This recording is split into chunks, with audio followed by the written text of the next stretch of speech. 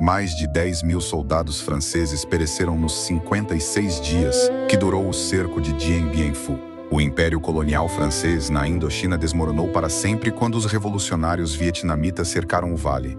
Cortaram os suprimentos e destruíram a pista de pouso, condenando a guarnição presa a uma morte sem escape.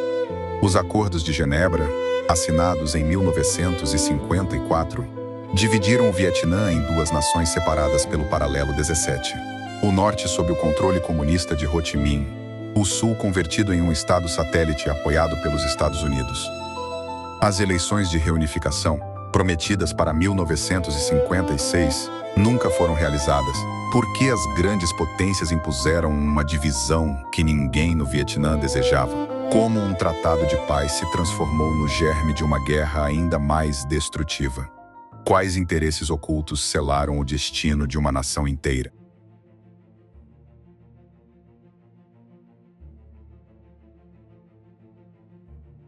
A Segunda Guerra Mundial fracturou os alicerces da ordem colonial. Para a França, a humilhação de 1940 não foi apenas militar, foi uma ferida metafísica na carne da República. A ocupação nazista e o regime de Vichy expuseram a fragilidade da grandeur perante o mundo. Quando as tropas japonesas ocuparam Indochina em 1941, o governador-geral Jean Decoux, leal a Vichy, cedeu o controle estratégico a Tóquio. A administração francesa continuou operando, mas como uma casca vazia, um fantasma burocrático que recolhia impostos para um império que já não podia defender suas próprias fronteiras. A população vietnamita observou essa submissão com desprezo e esperança. O leão gaulês havia mostrado dentes de papelão. Nas selvas do norte, longe do esplendor decadente de Hanoi, um homem de olhar penetrante tecia uma revolução. Nguyen Sinh Cang, Ho Chi Minh, o que ilumina, havia percorrido o mundo como marinheiro, cozinheiro e fotógrafo em Paris, Moscou e Cantão. Havia lido Marx e Lenin, mas também os clássicos confucionistas. Seu nacionalismo não era um dogma importado, era uma ferida viva. Em 1941, cruzou a fronteira da China e estabeleceu sua base nas cavernas de Pac Bo. Ali, junto a Vo Nguyen Diap e Pham Van Dong, fundou o Viet Minh, o Frente para a Independência do Vietnã. Sua proclama era simples e letal: expulsar franceses e japoneses e forjar uma república democrática. Não falava de comunismo nos primeiros manifestos, falava de fome, de impostos abusivos, da terra arrancada. O campesinato, que cultivava arroz sob o chicote do colono e do mandarim, ouviu. A fome foi o primeiro fuzil da Revolução. Entre 1944 e 1945, uma combinação de inundações, pragas de ratos e o armazenamento japonês desencadeou uma fome que matou a mais de 1 milhão de vietnamitas no norte. Os cadáveres se empilhavam nas valas, os aldeões ferviam casca de árvore para sobreviver.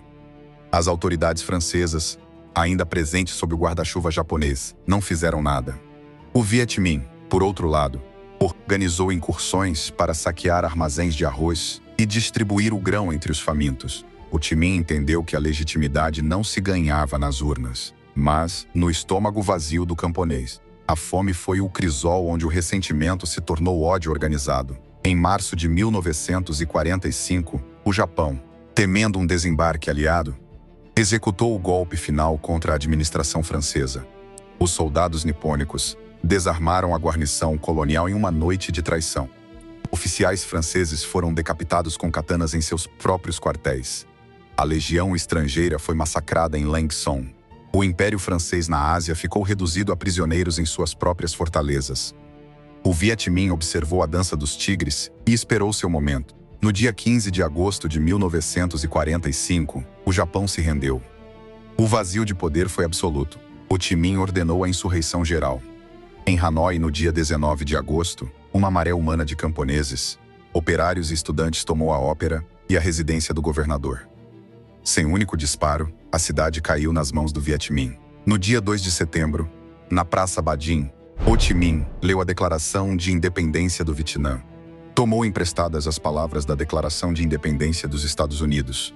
Todos os homens são criados iguais. A multidão, 1 milhão de almas, coreou seu nome. A França, no entanto, não havia dito sua última palavra. O general Charles de Gaulle, de Paris, estava decidido a restaurar o império.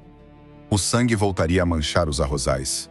Em setembro de 1945, as primeiras tropas francesas desembarcaram em Saigon sob o comando do almirante Thierry d'Argenlieu, um carmelita obcecado pela missão civilizadora. O que encontraram não foi uma colônia submissa, mas uma cidade em armas. O Viet Minh havia levantado barricadas e cavado trincheiras nas ruas. A guerra urbana estourou com uma ferocidade que surpreendeu os veteranos da Segunda Guerra Mundial. Os franceses responderam com bombardeios navais e execuções sumárias. No bairro de Cholon, as tropas coloniais marroquinas e senegalesas massacraram civis suspeitos de colaborar com o Viet Minh. Os corpos apareceram flutuando no rio Saigon durante semanas. O massacre de Cholon, em setembro de 1945, foi a primeira atrocidade documentada da guerra. Não seria a última. A França tentou uma solução política. Em março de 1946, após tensas negociações em Hanoi, Ho Chi Minh assinou um acordo com o representante francês Jean Saint-Denis. A França reconhecia a República Democrática do Vietnã como um Estado livre, dentro da União Francesa.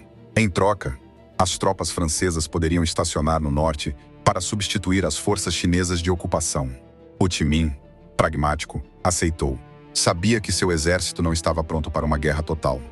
Mas os falcões de Saigon, liderados por D'Argenlieu, sabotaram o acordo. Em junho de 1946, o almirante proclamou unilateralmente a República de Cochinchina, um estado fantoche no sul, violando o espírito das negociações. Ho Chi Minh entendeu que a diplomacia havia fracassado. No dia 23 de novembro de 1946, a Marinha Francesa bombardeou o porto de Haiphong, matando a 6.000 civis em uma única noite. O pretexto foi um incidente menor com uma lancha de contrabando. Na realidade, era uma declaração de guerra. O massacre de Haiphong, com seus corpos despedaçados entre os destroços das casas de bambu, radicalizou a população. Ho Chi Minh, escondido nas montanhas, emitiu uma ordem. Qualquer que tenha um fuzil, que o use. Qualquer que tenha uma faca, que a afie. No dia 19 de dezembro, o Viet Minh atacou as guarnições francesas em Hanoi. A Primeira Guerra da Indochina havia começado oficialmente. Os franceses confiavam na sua superioridade tecnológica. Tanques, aviões, napalm. O Viet Minh respondeu com túneis, armadilhas de espinhos e minas enterradas nos trilhos da selva. A guerra tornou-se um inferno de emboscadas e represálias. Em 1947, as tropas francesas lançaram a Operação Lear, uma tentativa de capturar Ho Chi Minh em seu quartel-general de Bac Can. Paraquedistas franceses caíram sobre a selva, mas o líder vietnamita escapou por um túnel de evacuação, minutos antes que os soldados registrassem sua cabana. A operação foi um fracasso tático, mas revelou a brutalidade do conflito. Os prisioneiros do Viet Minh foram torturados em centros de interrogatório em Hanoi. Os suspeitos de colaborar com os franceses eram executados em vilas inteiras. O Viet Minh, por sua parte, não foi um exército de santos. Nas zonas liberadas, impôs um regime de terror contra os proprietários de terra e os mandarins leais à França. As execuções públicas, muitas vezes com facões ou disparos na nuca, serviam como advertência. Os camponeses eram obrigados a entregar arroz para sustentar a guerrilha. Aqueles que se negavam eram marcados como traidores. A guerra civil se sobrepôs à guerra colonial, e as aldeias ficaram atoladas entre dois fogos. Os franceses, para cortar o suprimento do Viet Minh, estabeleceram zonas mortas, onde qualquer pessoa fora dos perímetros controlados era considerada inimiga e fuzilada sem julgamento. Em 1950, Estados Unidos, preso na lógica da Guerra Fria, começou a financiar o esforço francês. O presidente Harry Truman temia que uma vitória comunista no Vietnã desencadeasse um efeito dominó em toda a Ásia. Os carregamentos de armas e dólares chegaram a Saigão, mas não conseguiram deter a erosão do controle francês. O Viet Minh, treinado por assessores chineses e soviéticos, aprendeu a usar a artilharia antiaérea e a mobilizar centenas de milhares de coolies para transportar suprimentos pelas montanhas. A batalha se tornou uma guerra de desgaste e a França, exausta pela Segunda Guerra Mundial, começou a sangrar. O ponto de inflexão chegou em 1953.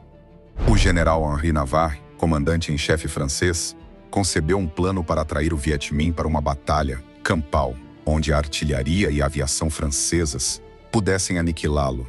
Ele escolheu um vale remoto no noroeste, perto da fronteira com Laos, Dien Bien Phu. A decisão foi um erro de arrogância fatal. O Viet Minh, sob o comando de Võ Nguyên Giap, cercou o vale com milhares de peças de artilharia e obuses, arrastados à mão por camponeses através de encostas impossíveis. Os franceses, confiantes de que a selva era impenetrável para a artilharia pesada, não detectaram o movimento.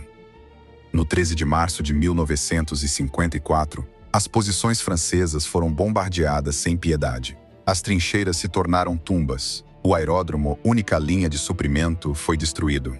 Os soldados franceses, argelinos, marroquinos e vietnamitas que lutavam pela União Francesa ficaram presos em um cerco de fogo e lama. Durante 56 dias, a guarnição resistiu. Os feridos se podiam nas cavernas subterrâneas. A água potável se esgotou. As rações foram reduzidas a um punhado de arroz. O Viet Minh cavou túneis sob as linhas francesas e detonou minas que faziam voar posições inteiras. As baixas foram massivas. Mais de 2.000 franceses mortos e 6.000 feridos, frente a 8.000 mortos do Viet Minh. Mas Giap podia se dar ao luxo de perder 10 homens por cada soldado francês. Navarre não. No 7 de maio de 1954, o coronel Christian de Castres, comandante da guarnição, rendeu seu posto de comando. 11.000 soldados franceses se renderam. Muitos morreriam nos campos de prisioneiros do Viet Minh, vítimas de disenteria e malária. A notícia da queda de Dien Bien Phu abalou Paris. O governo de Pierre Mendès France, eleito com a promessa de pôr fim à guerra, aceitou a derrota. Em julho de 1954, os acordos de Genebra dividiram o Vietnã ao longo do paralelo 17. Ho Chi Minh, pressionado por China e pela União Soviética, aceitou a partição temporária. Mas em seu coração, sabia que a guerra não tinha terminado. O Império Francês estava se retirando, mas os Estados Unidos já se perfilavam como o novo ocupante.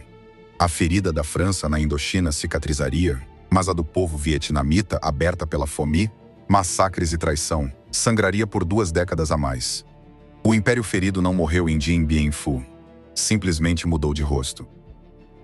O rugido surdo dos morteiros rasgou a cortina da selva às 17h30 do 13 de março de 1954. Não foi um bombardeio de hostilização, mas a primeira nota de uma sinfonia de aniquilação meticulosamente orquestrada pelo general Võ Nguyên Giap. No fundo do vale de Dien Bien Phu, os 12.000 homens da guarnição francesa levantaram a vista para as colinas circundantes. O que viram não foi o habitual enxame de cules com bicicletas, mas a boca negra de obuses de 105 milímetros, peças de artilharia pesada que a inteligência francesa tinha jurado impossíveis de arrastar através da espessura.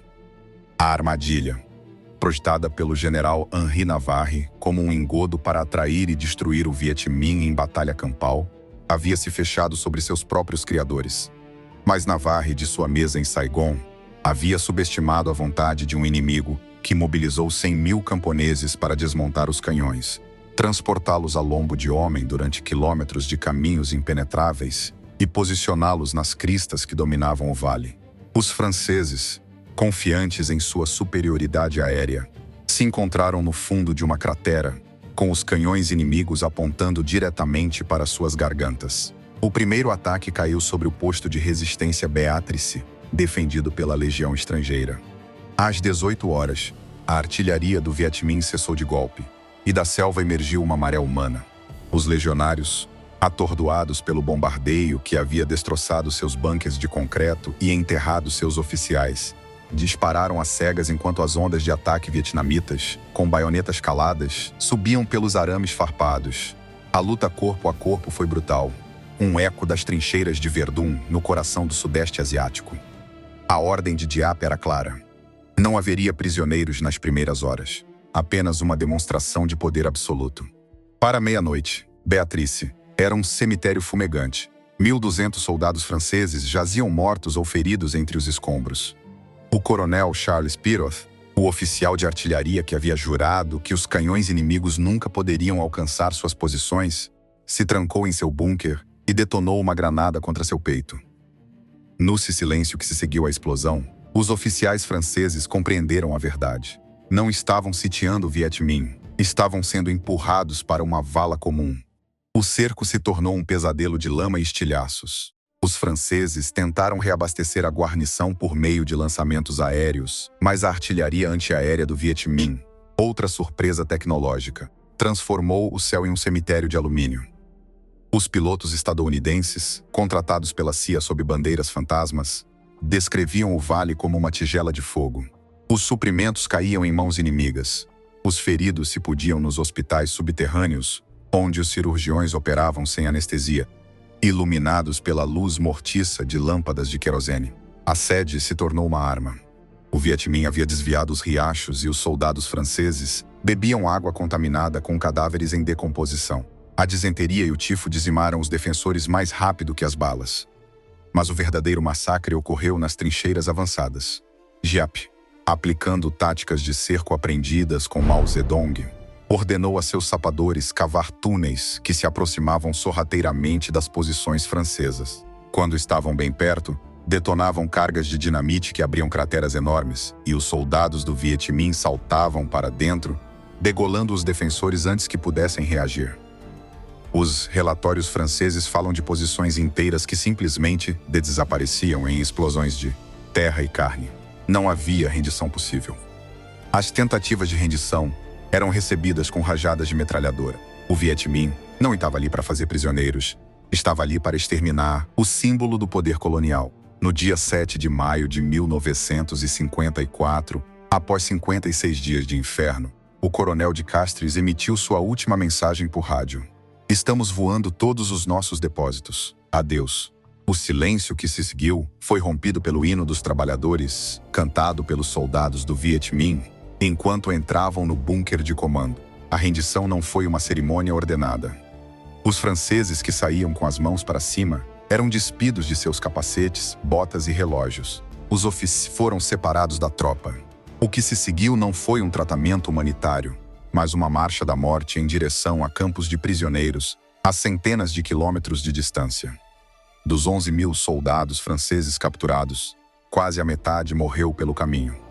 Os testemunhos dos sobreviventes descrevem filas intermináveis de homens descalços, arrastando seus companheiros feridos pela selva, enquanto os guardas do Viet Minh executavam sem piedade aqueles que paravam. Os cadáveres eram abandonados aos lados da trilha, devorados por formigas e abutres. Nos campos de prisioneiros, a tortura e a lavagem cerebral sistemáticas aguardavam os oficiais.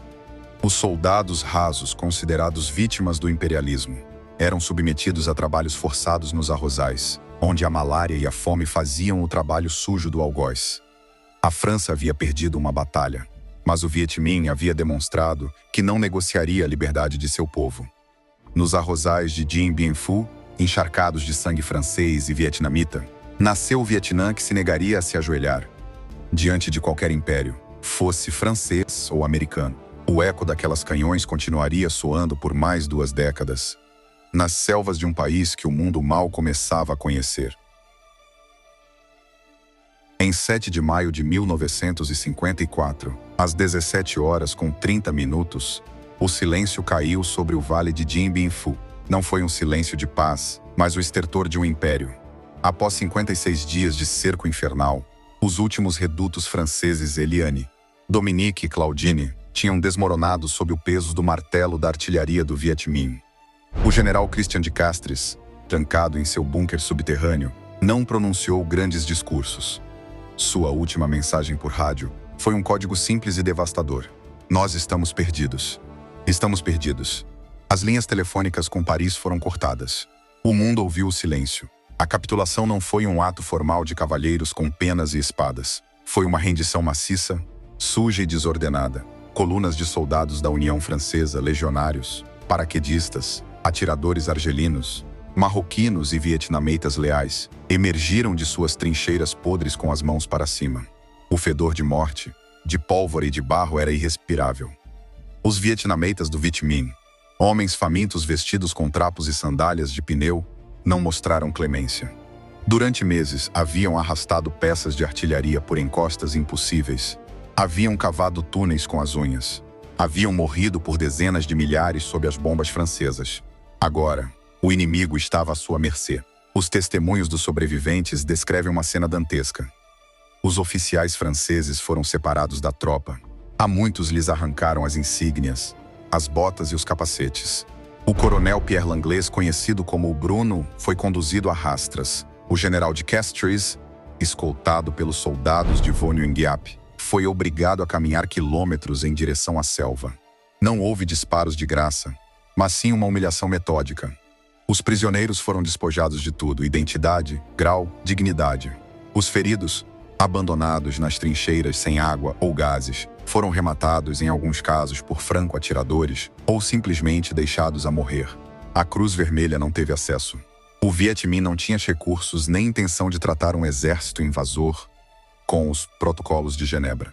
A Marcha da Morte começou imediatamente. Perto de 11 mil prisioneiros, dos quais aproximadamente 3 mil eram franceses de origem europeia, forçados a caminhar para campos de prisioneiros remotos, a centenas de quilômetros ao norte, na região de Tay Nguyen.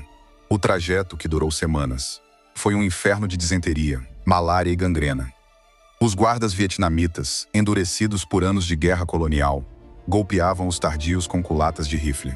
Os que caíam eram deixados para trás, às vezes vivos, às vezes não. Estima-se que entre 2.000 e 3.000 prisioneiros pereceram durante a marcha ou nos campos. Os cadáveres eram enterrados em fossas comuns improvisadas, sem identificação. O historiador Pierre Junot documenta que muitos prisioneiros foram submetidos à reeducação, por meio de trabalhos forçados na selva, desprovidos de atenção médica até que o tifus e a fome os consumissem.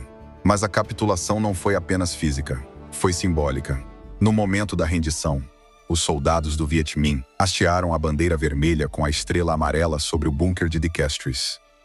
A imagem, capturada pelo fotógrafo vietnamita Nguyen Dinh, deu a volta ao mundo.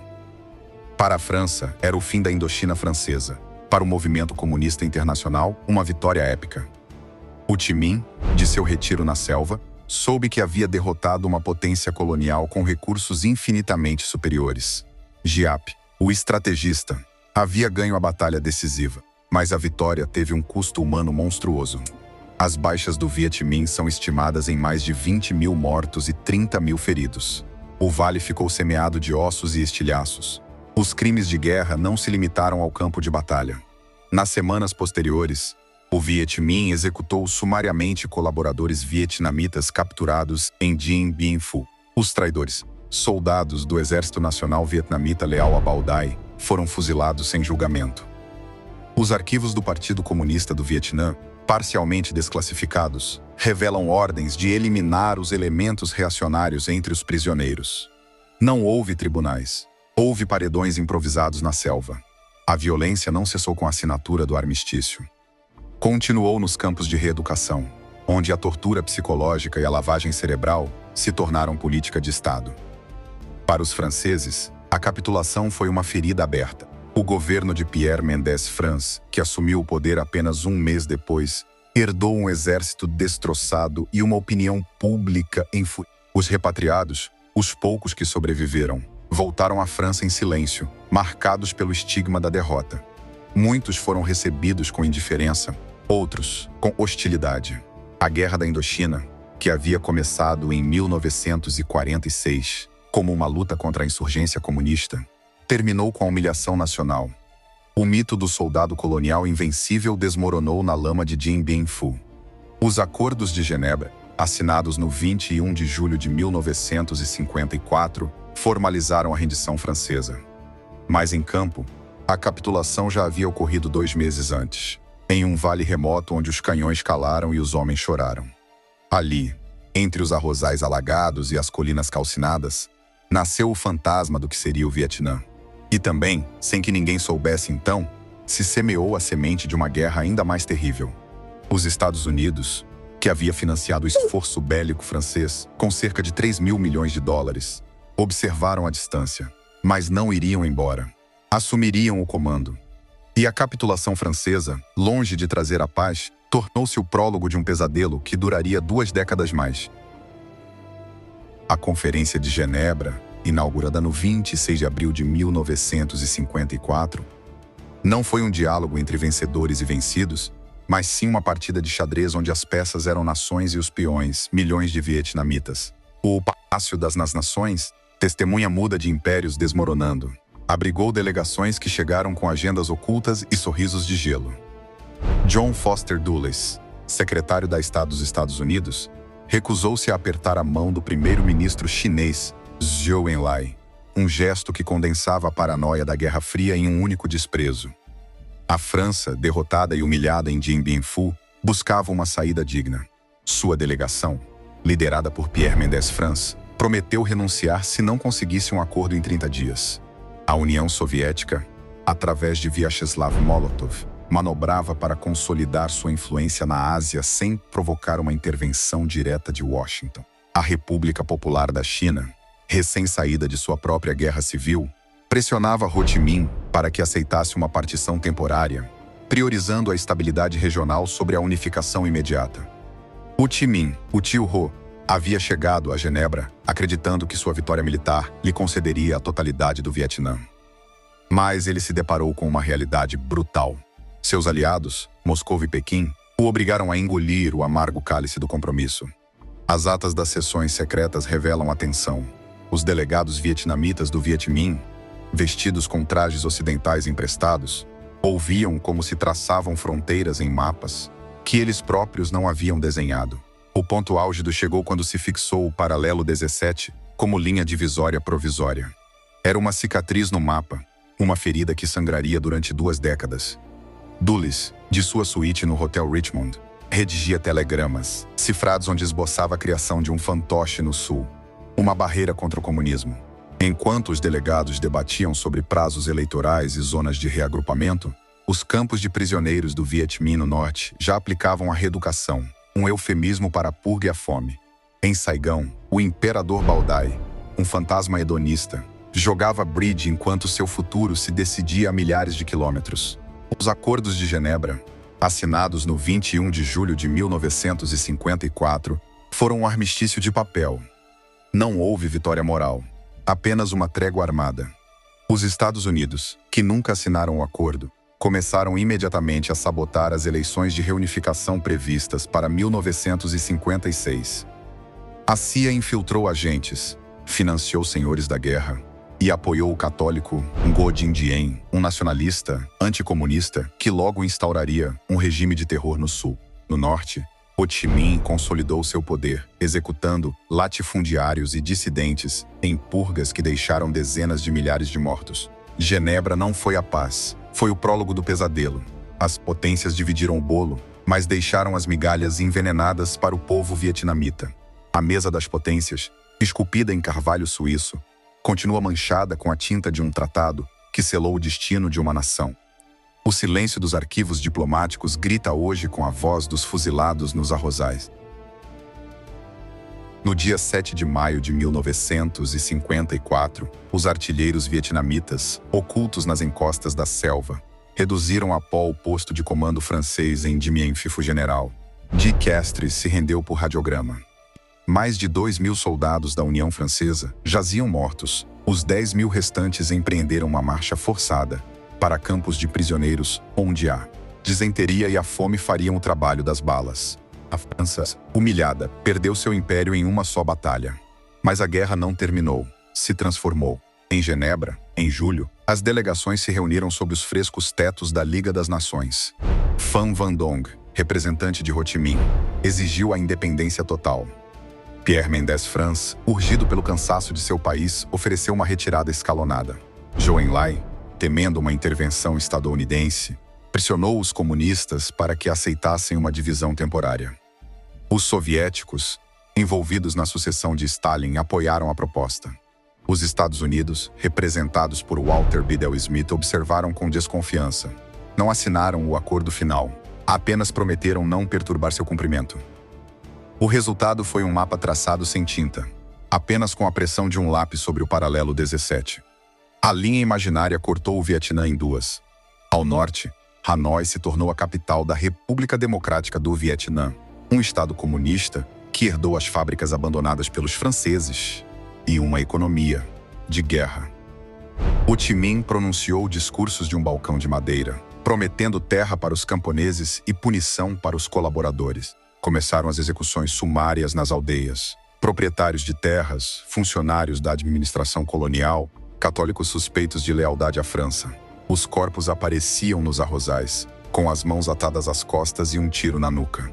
Estima-se que entre 1954 e 1956, as purgas no norte eliminaram mais de 15 mil pessoas, segundo documentos desclassificados do Partido Comunista.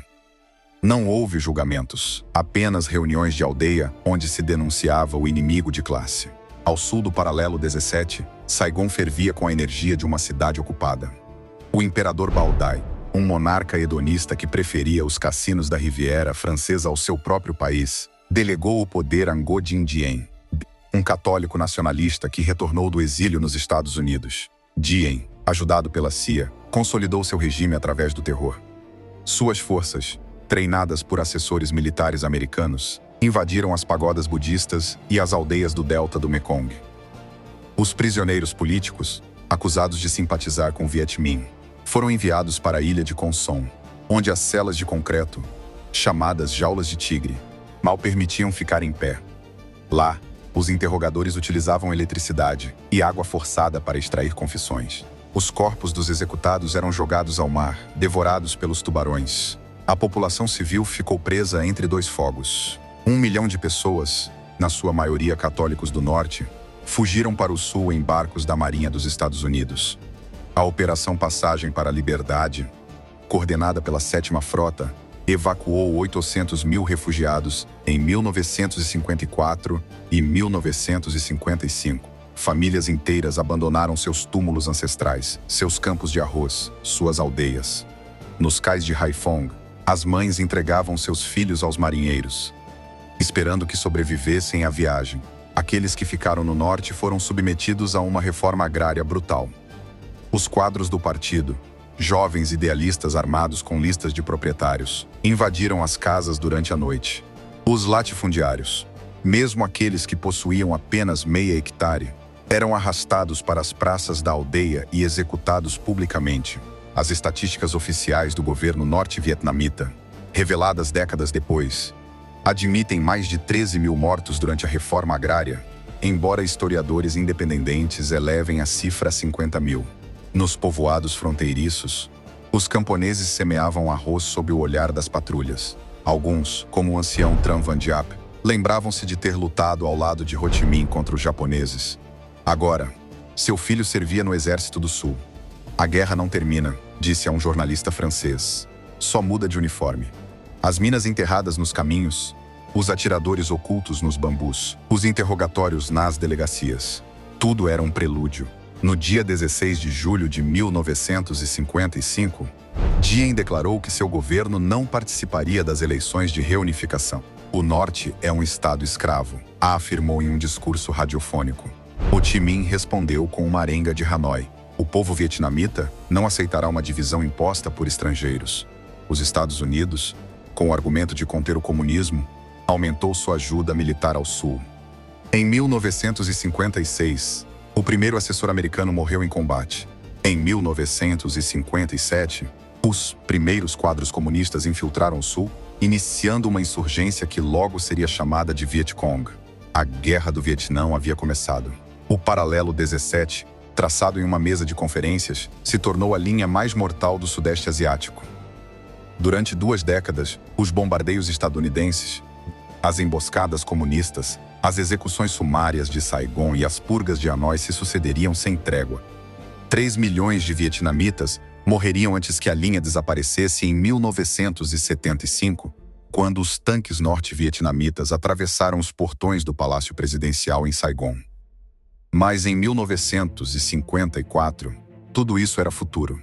Só existia o presente, um país dividido ao meio, 2 exércitos em conflito, e um povo que nos arrozais continuava a semear. No dia 21 de julho de 1954, na Sala da Liga das Nações em Genebra, os delegados assinaram um documento que em sua letra prometia paz e unidade. Mas em seu espírito semeava as sementes de uma guerra que duraria 2 décadas. O acordo final estabelecia, em seu artigo 7º, a celebração de eleições gerais livres para julho de 1956. O objetivo, reunificar o Vietnã, dilacerado pelo paralelo 17. Mas aquela promessa era uma ficção calculada. Para a Casa Branca, o Elísio, o Kremlin e a Cidade Proibida, o destino do povo vietnamita era uma variável a mais no tabuleiro da Guerra Fria. E as variáveis, quando ameaçam desestabilizar o sistema, são eliminadas. Ho Chi Minh sabia que a partição era uma ferida aberta. As pesquisas informais da inteligência francesa indicavam que obteria mais do que 80% dos votos em uma eleição limpa. A demografia era esmagadora. 13 milhões de habitantes no norte contra 12 milhões no sul. Para Washington, esse resultado era inaceitável. Um Vietnã unificado sob o comunismo significaria a perda total da Indochina. Mas a pressão sobre Hanoi não veio de Saigão nem de Washington, mas sim de seus próprios aliados. No Kremlin, Nikita Khrushchev priorizava a coexistência pacífica com o Ocidente. Em Pequim, Mao Zedong, apenas um ano depois do armistício da Coreia, que havia custado à China centenas de milhares de baixas, precisava de tempo para consolidar sua revolução interna. Ambos exerceram uma pressão imensa sobre Ho Chi Minh. A unificação teria que esperar. Nas reuniões secretas do Politburo, em um bunker subterrâneo nos arredores de Hanoi, o debate foi feroz. Vo Nguyen Diap advertiu: os acordos de Genebra são um cessar-fogo, não uma paz. Os Estados Unidos não permitirão eleições livres. Eles substituirão os franceses e ocuparão o sul. Mas Le Duan, apoiado pelos conselheiros chineses, contra-atacou. Se rompemos os acordos, seremos apontados como agressores. Devemos ser pacientes, consolidar o norte, infiltrar o sul, esperar o momento certo. Ho Chi Minh, com o rosto demacrado pela tuberculose que já começava a consumi-lo, sentenciou: aceitaremos Genebra, mas não abandonaremos nossos camaradas do sul. Prepararemos o caminho para a libertação. Embora leve uma década, embora leve 2, a história está do nosso lado. Em Saigão, Ngo Dinh Diem, um católico nacionalista educado nos Estados Unidos, não tinha intenção de permitir eleições que lhe tirassem o poder. Seu governo, apoiado pela CIA, iniciou uma purgação sistemática. As prisões da ilha de Con Son e os centros de interrogatório de Saigão ficaram cheios de presos políticos. Os campos de reeducação começaram a operar sob supervisão americana. A primeira sinalização de que as eleições não seriam realizadas chegou em julho de 1955. Diem, em um discurso transmitido pela Rádio Saigão, anunciou que o Sul não participaria das consultas. A comunidade internacional, absorvida pela crise de Suez e pelas tensões em Berlim, mal protestou. A Comissão Internacional de Controle, desprovida de poder real, emitiu relatórios que foram ignorados. Os Estados Unidos apoiaram abertamente a decisão. Em uma comunicação cifrada ao Departamento de Estado, o embaixador G. Frederick Reinhardt escreveu: Diem é nosso melhor ativo. Sem eleições, temos tempo para construir um Estado viável no Sul. Com eleições, perderíamos toda a Indochina. Em Hanoi, a reação foi de fúria contida. Em dezembro de 1955, o Comitê Central aprovou a Resolução 15, que autorizava o uso da força para derrubar o regime de Diem. A guerra de guerrilhas, que nunca havia parado completamente, se intensificaria. Os quadros comunistas que haviam permanecido no Sul receberiam armas, treinamento e apoio logístico através da lendária Rota Ho Chi Minh. A partição temporária se tornava um campo de batalha permanente. Nos arquivos desclassificados da CIA existe um relatório datado em agosto de 1954, apenas um mês depois da assinatura dos Acordos de Genebra. Um analista escreveu uma frase que resume toda a tragédia: as eleições de 1956 são uma ficção útil. Ninguém em Washington nem em Saigão tem a menor intenção de celebrá-las. O Norte sabe disso. Ho Chi Minh sabe disso. Mas ambos fingem acreditar na promessa. Essa ficção nos comprará tempo. O tempo que precisamos para ganhar esta guerra. O analista estava errado. O tempo não foi comprado, foi hipotecado. E a conta, paga em vidas destroçadas e aldeias arrasadas, permanece impaga até hoje. A promessa quebrada de Genebra não foi o fim da guerra. Foi o início de seu capítulo mais escuro. O vazio que deixou a retirada francesa em Indochina não foi um simples alívio administrativo. Foi um abismo político e militar que engoliu as esperanças de paz. Em Hanoi, Ho Chi Minh contemplava com amargura a partição imposta em Genebra. Seus documentos pessoais, resgatados de arquivos do partido, revelam uma obsessão: a traição de seus aliados soviéticos e chineses, que sacrificaram a unidade do Vietnã no altar da geopolítica. Nos venderam por um prato de lentilhas, escreveu um conselheiro próximo em um relatório classificado. Enquanto isso, em Saigão, o regime de Bảo Đại desmoronava sob o peso de sua própria ilegitimidade. O antigo imperador, símbolo do passado colaboracionista, era incapaz de articular um projeto nacional que competisse com o fervor revolucionário do Norte. Os arquivos da CIA descrevem um Sul em estado de paralisia, infestado de seitas religiosas armadas, os Cao Dai e os Hoa Hao, e dominado pelo crime organizado dos Binh Xuyen, que controlavam a polícia e os bordéis de Saigão. Caos não era um acidente, era o caldo de cultivo perfeito para a intervenção. O ponto de inflexão chegou com a negativa do governo do Vietnã do Sul a celebrar as eleições de reunificação de 1956. Washington, sob a doutrina de Eisenhower de conter o comunismo a qualquer preço, respaldou esta decisão. Não era uma simples manobra diplomática, era uma sentença de morte para milhares. Os relatórios da Comissão Internacional de Supervisão, entidade criada pelos Acordos de Genebra para vigiar a paz, documentam a primeira onda de represálias. Nas províncias do Sul, os quadros do Viet Minh que tinham lutado contra os franceses e esperavam a reunificação foram sistematicamente caçados. Não eram soldados inimigos, eram civis desarmados, agricultores e professores que tinham ousado sonhar com uma pátria independente. Os testemunhos recolhidos por jornalistas como o francês Jean Lacouture descrevem execuções sumárias nas praças dos vilarejos, corpos lançados aos canais de arroz e famílias inteiras dizimadas pela delação. O regime de Ngo Dinh Diem, que tinha usurpado o poder a Bảo Đại com apoio americano, não tolerava dissidência. Sua polícia secreta, treinada por assessores da Universidade de Michigan em técnicas de interrogatório, preencheu as prisões de Con Son e Phu Quoc com suspeitos de simpatizar com o Norte. Esta repressão não foi um mero ato de crueldade, foi um erro estratégico de proporções catastróficas. Ao eliminar os moderados e os líderes locais do Viet Minh, Diem radicalizou a oposição.